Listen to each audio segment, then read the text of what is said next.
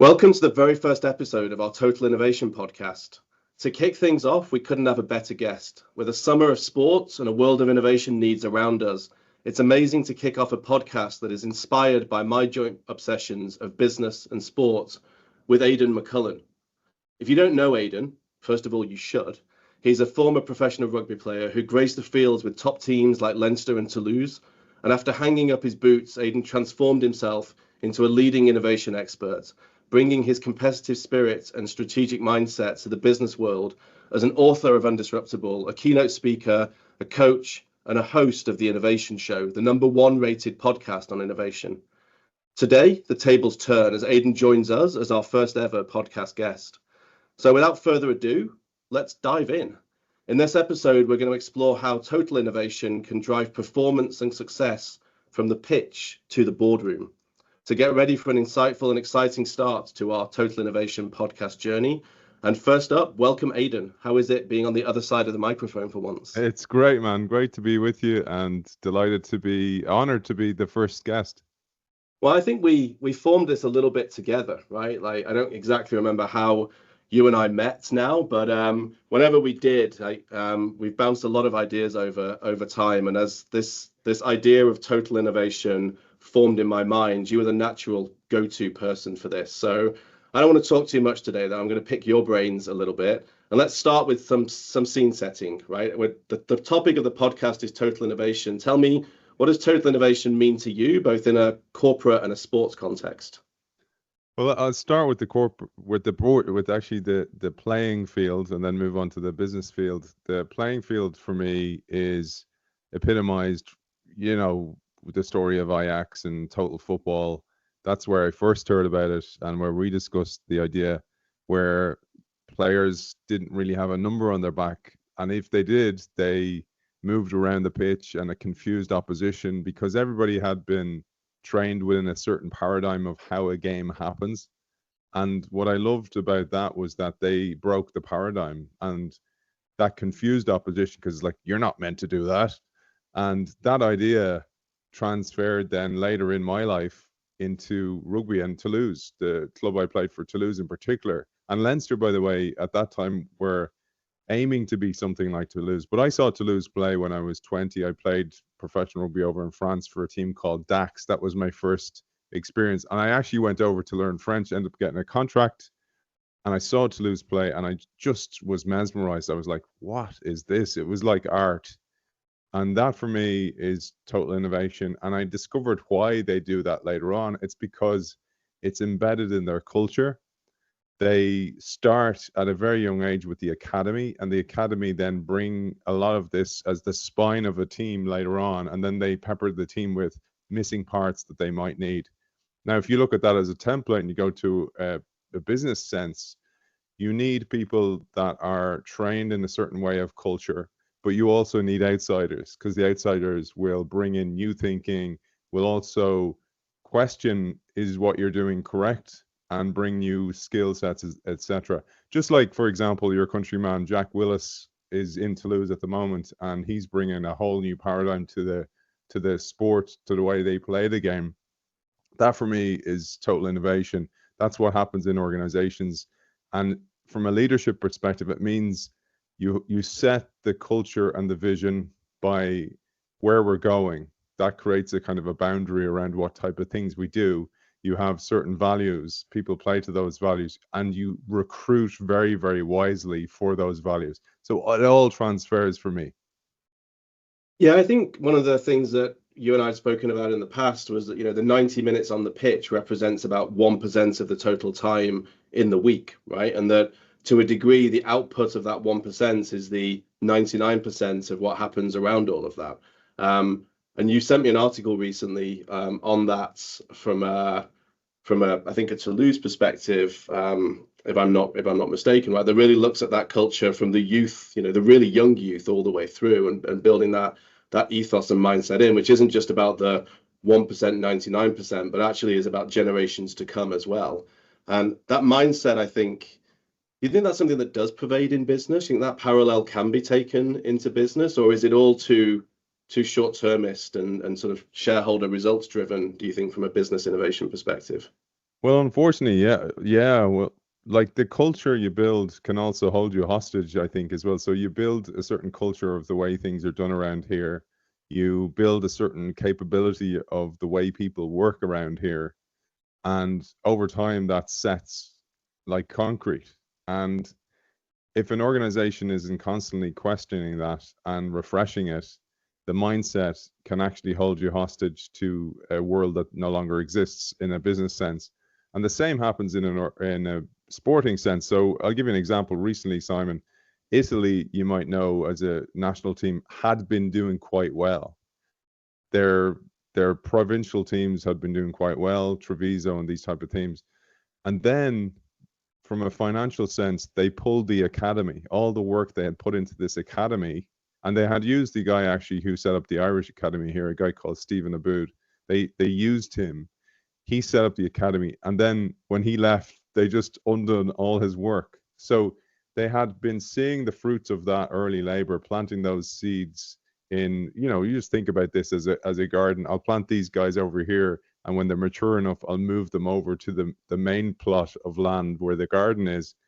And this is what happened in Italy, and it's starting to crumble already. And this is what happens in organizations if they're not looking for new opportunities and threats using tools like the multitude of tools you provide with Wazuku, for example. They miss those opportunities for the future. They're exploiting at the expense of exploring for the future, and that ultimately becomes undone, especially in the world we're in today.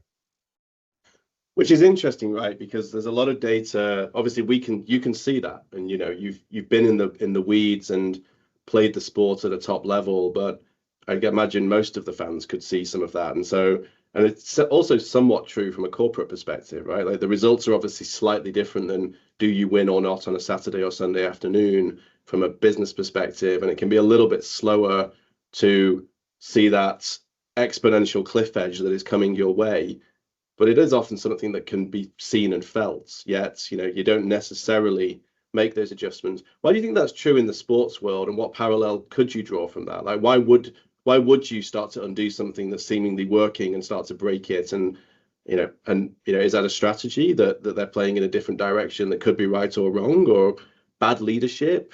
What is it? What is the parallel there? I see this, man, all the time where a new leader comes in.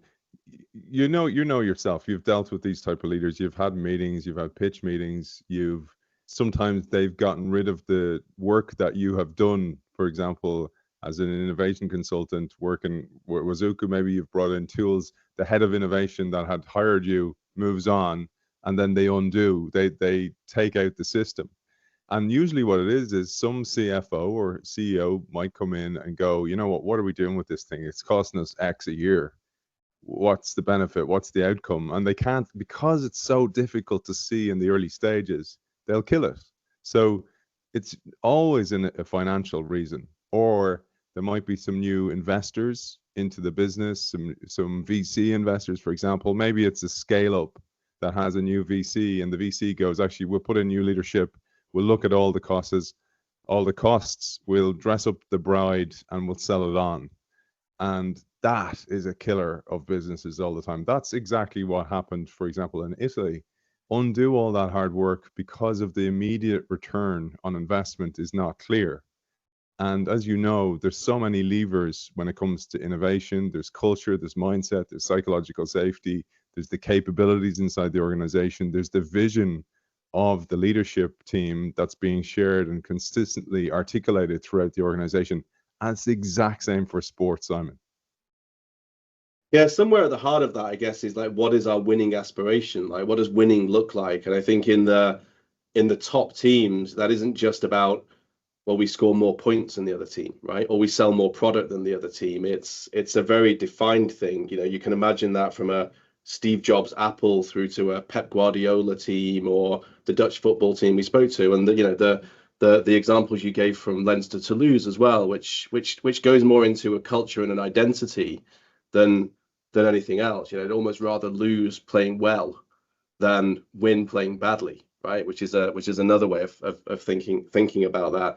I don't know how that does translate through to the corporate world in a tangible way? Like maybe, you know, do you think you can feel it? Because I find culture so hard to be tactile and tangible, right? And so we use it as this thing, but I don't know how you could apply it. It feels much more tangible in the theater of sports. But do you think Well, you can? take for example psychological safety. So you make a mistake in the pursuit of some innovative idea that's never been done before. You should be given a tap on the back for that. You should be given not a kick in the ass. And say, for example, I go to Toulouse as a new player, which I did, and I try something, and it was the right thing to do, but the guy outside me wasn't on the same page as me. Initially, they'll give you a pass on that. So they won't be coming down on you, go, oh, you should have given that pass exactly the way it should be. It's more like it was in the right spirit, good idea. So you were doing the right thing here, it just didn't come off well done. And literally that happened to me with the best coach in the world at the time I had was the guy Guy Novez. And that was the culture, that was the way of thinking. And we used to look at videos of matches afterwards, and this was the kind of commentary. It was like, so if you made a stupid mistake, you were told it was a stupid mistake. But if it was a mistake in the pursuit of something that could have been beautiful, if it came off, it's like going, good idea. And literally they'd go bonny day, and you'd move on to the next thing. And it's the same in organizations. No mistakes, they're not the same mistakes, the mistakes that are something you never tried before, and then something that's just a common practice inside the organization. So that needs to be distinguished. And if people then, there's a book by a guy called Steve Kerr, not the coach, by the way, there's a Steve Kerr coach, but another book called Reward Systems. He's a forthcoming guest on the Innovation Show. And he talks about the folly of rewarding A while expecting B. So translate that into an organization. I want people to be more innovative around here, but if they make mistakes, it can be career damaging for them. So they're not given a pat on the back and go, well done for trying that thing that didn't work out. Instead, only the people who bring in profits that are immediately recognizable and tangible are recognized around here. And all this stuff is the exact same thing between sports and business. Yeah, I like that parallel. I was thinking as you were talking, actually, like what is the equivalent of the coach or the manager in the organization, right? Because it's not really the CEO or arguably even the C-suite, right? You could say it is in some clubs, but in most it's not. It's more into that management layer where I think things do die or fly, right? Like there is a lot to be thought of in that, and how the culture's set for the team is very driven by the personality of that person, and that, you know, a new person coming in often wants to reset that themselves. Culture's got to pervade more deeply than that into identity and psychological safety, as you said. So I like that. We don't have a load of time today, so I thought I might take us in a slightly different tangent. And the idea of total innovation covers this, you know, this broad spectrum of everything from, we imagine this from the places we work or play and the way we do things today and the capabilities that we have today, but looking to continuously improve on those things, all the way through to radically rethinking things, right? Maybe in the sports world, that's the Fosbury flop in the top right-hand corner is totally changing the way that you do the thing that you're doing. Maybe in the middle there is the sort of Moneyball type thing, bringing data in to change the game in your favor when perhaps your capabilities are not as strong as everything else. And then in the bottom left-hand corner, and I know there's a lot of this in sport, that just, that strive to continuous improvement. Partly because I know there's lots of adjacencies that we can borrow from other places, and partly because there's just lots of things that probably we once thought were true that maybe aren't so true. I think you told me once that, when you first came into the game, a Mars bar or something was a healthy snack, right? As an example. And I was reading recently about how the All Blacks, went to the ballet to watch how ballet dancers delicately lift people, because that helps, with the gracefulness of the lift in a line out, for example. But looking to borrow things and remove things that we once thought were true. Those things happen a million times a day inside large organizations. Could you share any examples from the sports world? I just stole your Mars bar one, but any others that you might have that you could share?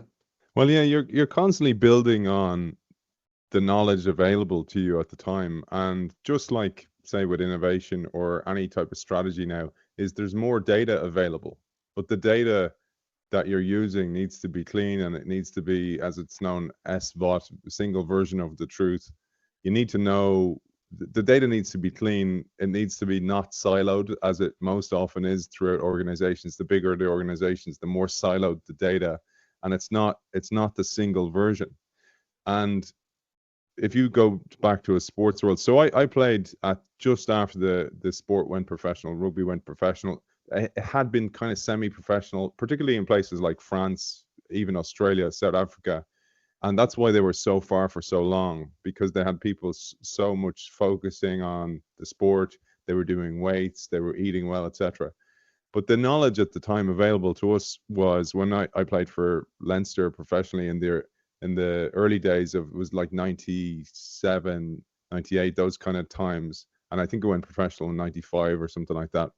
And afterwards, and we used to think this was great. Like, there was a table, and the table was full of drinks, like sugary drinks like Powerade, and which you'd kind of forgive, but not when you were having 5 or 6 of them.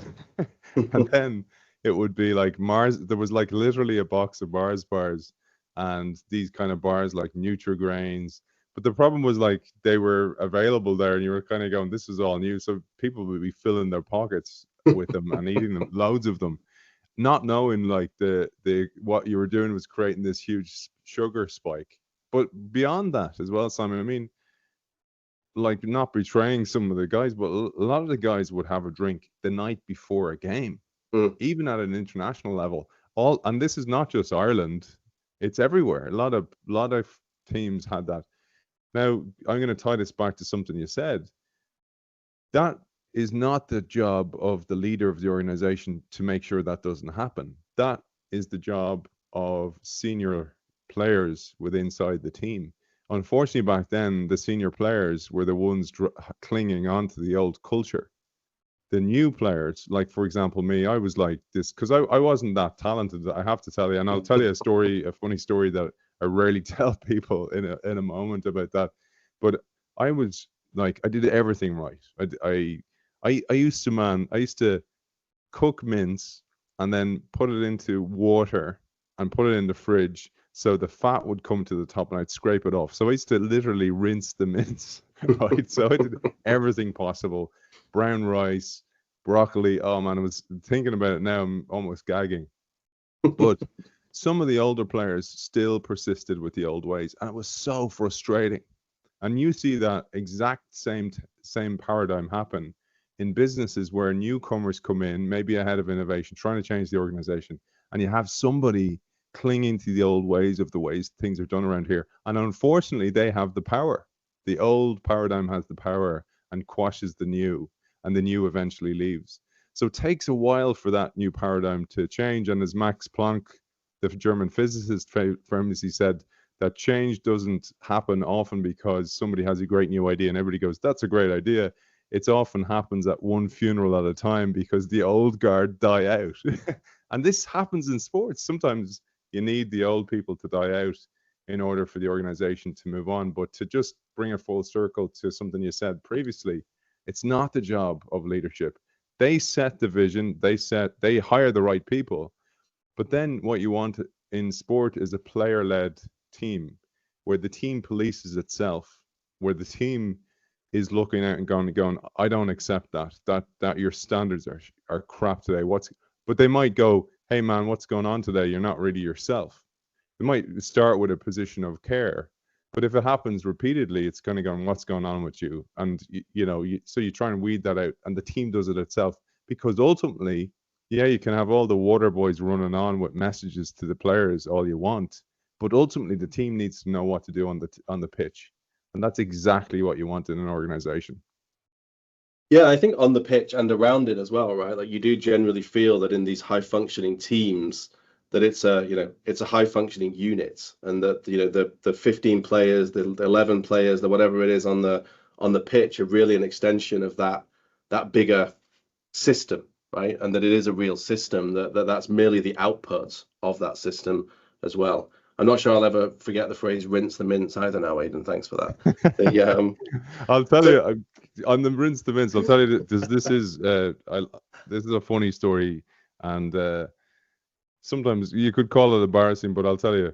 So I played for Ireland, and the coach that capped me for Ireland was a guy called Eddie O'Sullivan, and I wanted to, at the end of my career, make sure there was nothing else I could have done or not done, right? So I really wanted to just have closure and have no regrets. And I didn't really, because I wasn't that talented a player. I was just a really hard worker. So I met him for breakfast. I was actually talking to him about creating a leadership program, and I just threw him this question: Eddie, anything else I could have done? Anything I shouldn't have done? Perhaps I shouldn't have gone to France or something like that. And he says, stop right there, Aiden. There's 3 types of player in the world. There's a disciplined player, there's a talented player, and the job of me, the coach or any coach, is to make the talented player disciplined. And there was silence, and we both leaned in, and I was like, and he was waiting for me to bail him out, and he goes, you, my friend, were brilliantly disciplined. And we both laughed like that, and I'm like, and it was like, I was so relieved, because if he had said, you didn't deliver on your talent or something like that, you would have been so disappointed. But it also speaks to the importance of diversity in a team, or neurodiversity in an organization, is you want different people with those different kind of approaches. And you see it in the best teams. You like, take Toulouse, right, who beat Leinster recently in the final of the European Cup. That Toulouse has such a diverse team, in that you have some guys who are monsters, massive guys, and then you have probably one of the smallest pound per pound strongest players, who's the best player in the world, Antoine Dupont, who was the number 9 for Toulouse, and they're doing the same jobs as each other.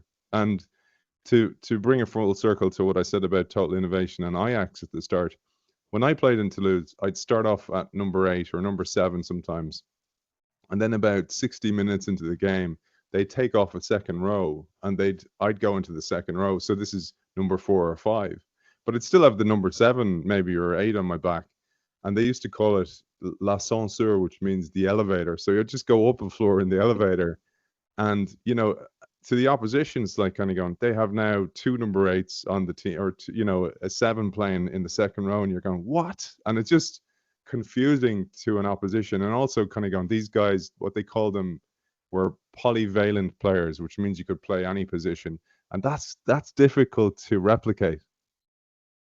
It is, but I think it's the crux of a lot of what we need to try and unlock from a corporate innovation perspective, right? Like that idea of the polyvalent player, and arguably therefore not really having an innovation team, right, but having an innovation ability across an organization.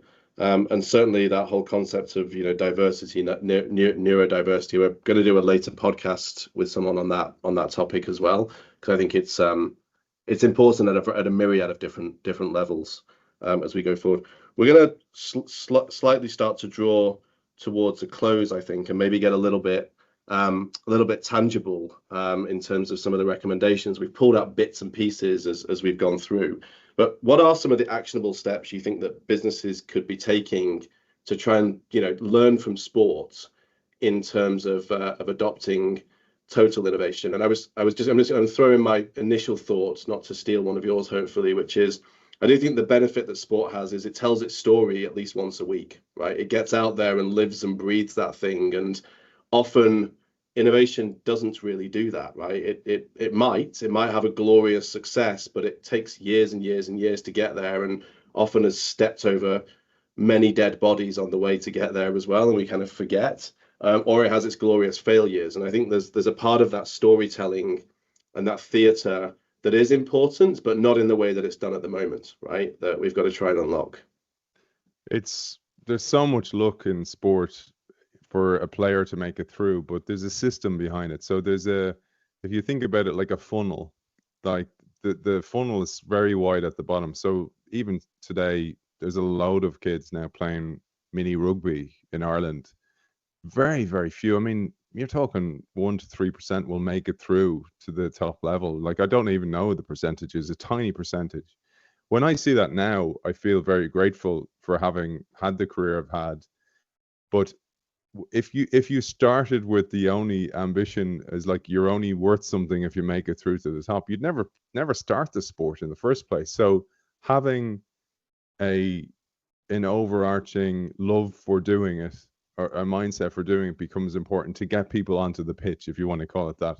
In an organization, that equivalent is, well, you're going to have loads and loads of flowers. Very few are going to bloom all the way through. So that means you have loads of experiments. Toulouse, for example, have loads of players in the academy. Only one or two or three will then become stars or in the team later on. Even less will probably go on to play for the national team.